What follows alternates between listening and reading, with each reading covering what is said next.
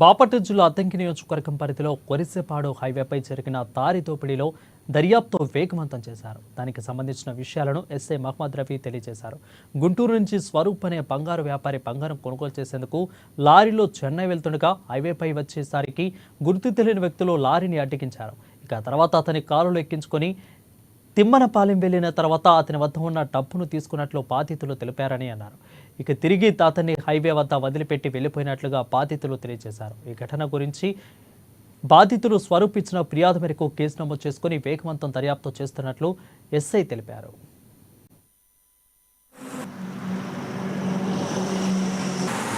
తేదీ నైట్ అంటే 19వ తేదీ మార్నింగ్ 1 గంట ఆ టైంలో అర్ధరాత్రి మన మేదరమిట్ల హైవేలోని కొరిసెపాడు ఫ్లైఓవర్ దగ్గరలో కంప్లైంట్ తెల్లం స్వరూప్ కుమార్ అనే అతను గుంటూరు నుంచి బంగారం వ్యాపారస్తుడు. అతను బంగారం ఆర్నమెంట్స్ కొనడానికి చెన్నై వెళ్తూ లారీలో ప్రయాణిస్తున్నాడు. అతను ప్రయాణించే సమయంలో 39,50,000 క్యారీ చేస్తున్నాడు.